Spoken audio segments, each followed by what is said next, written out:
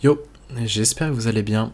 On va s'intéresser pour cette dernière vidéo d'analyse. Et oui, j'ai fait 10 vidéos d'analyse sur chaque classe.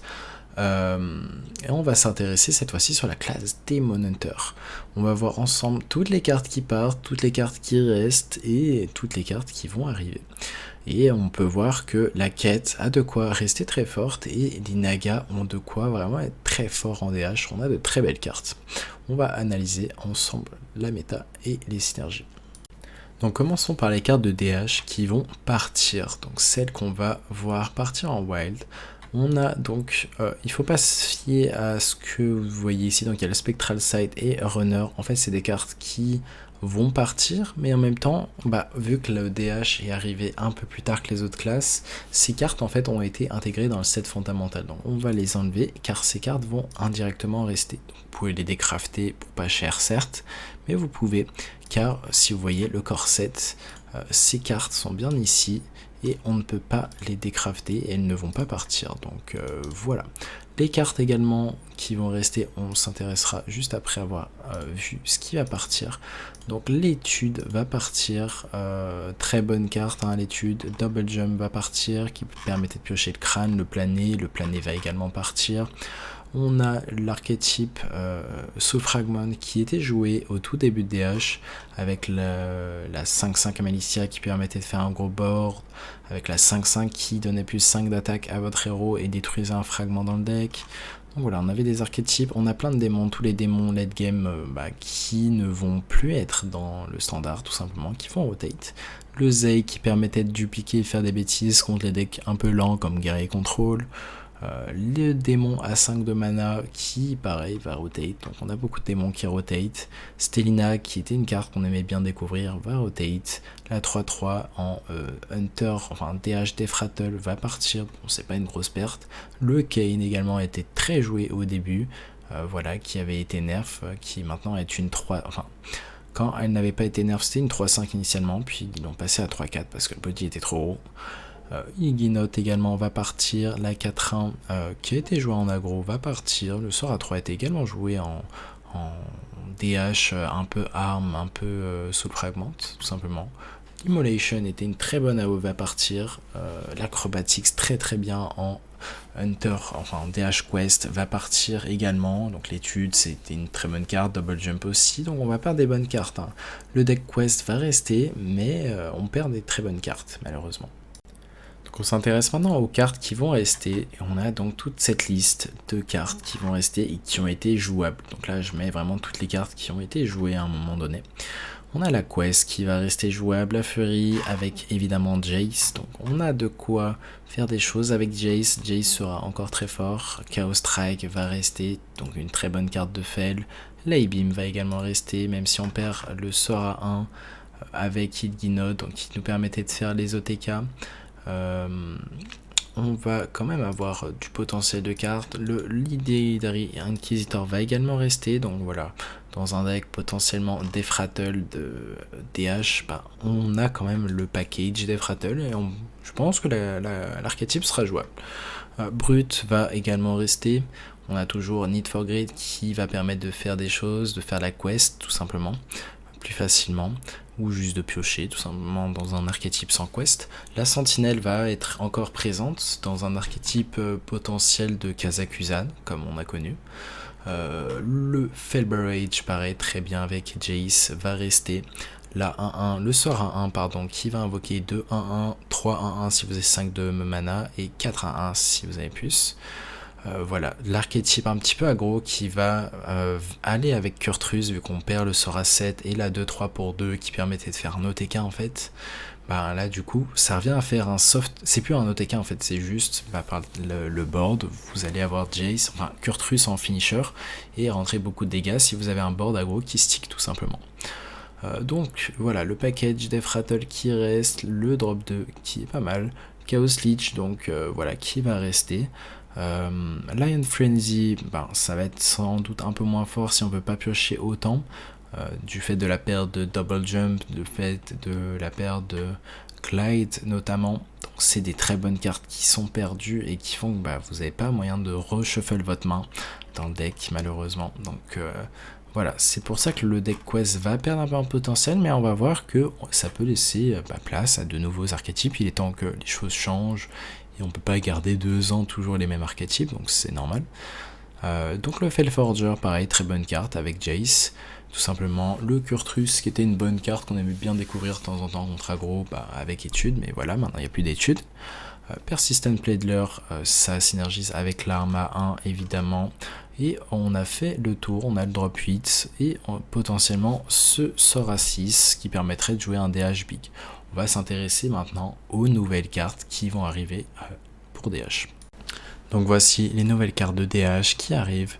Inflige 3 points de dégâts, coûte 0 si vous avez joué un Naga en ayant cette carte en main. C'est un sort fail, ça peut aller face. Et si l'archétype Naga reste jouable, ça sera une carte qui sera jouée. Et j'ai déjà ma petite idée de synergie avec les cartes Naga. On va voir ensemble le reste. Arme à 5, Drage. Critgear Drage. Donc regardez au fond de votre deck et mettez la carte que vous voulez au-dessus de votre deck. Donc, je pense que c'est un peu cher honnêtement, mais voilà, ça reste une arme au potentiel. Mais pour être honnête, je pense que ça ne sera pas joué. La 4-3. Pour 4 de mana, donc Critgear, si votre héros a attaqué ce tour, inflige 2 points de dégâts à tous les adversaires. Donc c'est une très très bonne carte selon moi, très bon design et très bon power level de la carte. Ça sera potentiellement joué, donc à voir. Si la méta est un peu tempo, c'est une très bonne carte. Sort à 4, Abyssal Depth.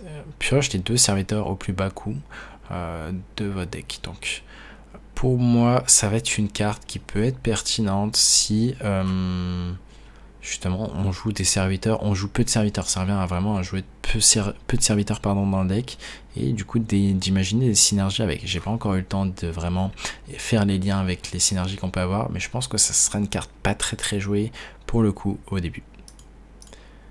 Maintenant le Wayward Sage, si vous l'avez en outcast, en marginal, réduit le coût des cartes le plus à gauche et droite de votre main de 1. Donc c'est un Naga, ça a de quoi être ok en termes de, voilà, l'idée c'est de cheater en mana, donc on peut réduire une très bonne carte, et puis on sait jamais, hein, si à l'extrémité on a une carte tout à gauche de la main qui nous bloque, voilà, on peut réduire son coût, ça peut être une carte clé qu'on pourra jouer un tour plus tôt, donc c'est pertinent.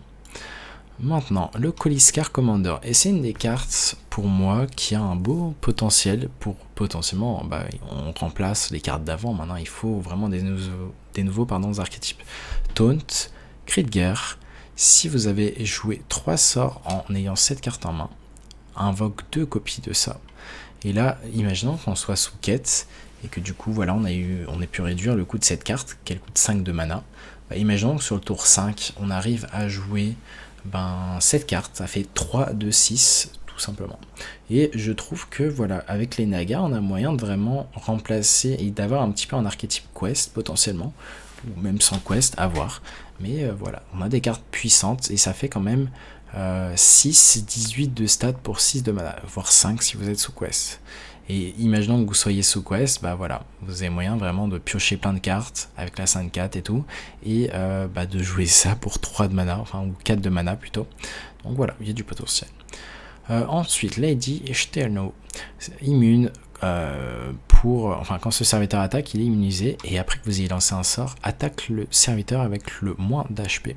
Donc voilà, vous avez moyen de faire des choses. Si cette carte stick sur le board, c'est une carte au bon potentiel. Vous jouez, imaginons que vous jouez cette carte et le sort à 3 qui coûte 0, déjà voilà, on a déjà une première synergie et ça permet de bien stabiliser contre aggro. Imaginons que voilà, vous jouez un package assez greedy, assez late game, voilà, vous avez un bon moyen de stabiliser contre aggro. Maintenant, 5-4, rush, râle d'agonie, mais une 5 Defector dans le deck, et qui a tout simplement charge, et après que ce serviteur attaque, inflige 5 points de dégâts à un adversaire aléatoire, un serviteur adverse. Donc voilà, je pense que cette carte sera pas trop jouée, voire pas du tout au début, mais à voir. Multi-strike, give your hero 2 attaques, 2 attacks this turn, donc donne à votre héros plus 2 d'attaque, et on peut attaquer un serviteur ou un ennemi supplémentaire. Donc ouais, tu peux attaquer un additionnel ennemi, donc un serviteur supplémentaire, donc voilà.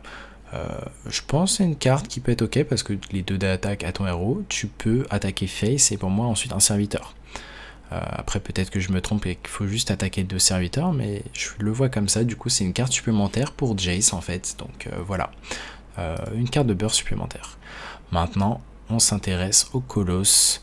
Xylag of the Abyss, Colossal, plus 4, donc invoque 4 cartes qui chacune d'entre elles sont des 1-2 et à la fin de votre tour inflige 1 point de dégâts à un random serviteur, enfin un random ennemi. Donc ça peut aller face.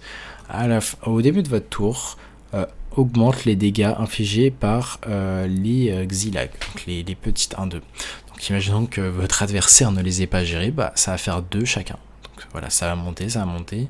Je pense pas que la carte sera vraiment jouée, mais à voir. Peut-être dans un archétype aggro, tempo, à voir. Ça me choquerait pas de l'avoir. Donc voilà, pour moi, l'archétype un petit peu Naga a de quoi faire sa place même en DH. DH qui a pourtant l'air d'être une classe où voilà, on veut plutôt jouer Jace. Et le package, tout simplement, un peu OTK. On s'étape un peu l'OTK jusqu'à Jace, puis on a Kurtrus, puis voilà. Mais on voit le potentiel des Nagas et il y a de quoi faire des choses avec ces Nagas. Et les Nagas qui sont vraiment là pour booster toutes les classes. Si vous avez vu toutes les vidéos d'analyse que j'ai faites, donc vraiment les Nagas, vous voyez que dans plus de la moitié des classes, ils vont être forts. Il y a juste en guerrier où au final, on s'en fout des Nagas, on veut juste jouer pirate. Et voilà tout. Sur ce, j'espère que vous avez aimé ces analyses et que vous avez hâte, comme moi, de jouer à la nouvelle extension. N'hésitez pas à me dire quelle classe vous hype le plus parmi tout ce que j'ai analysé, toutes les synergies que j'ai analysées. Sur ce, je vous dis à très bientôt. Tchuss.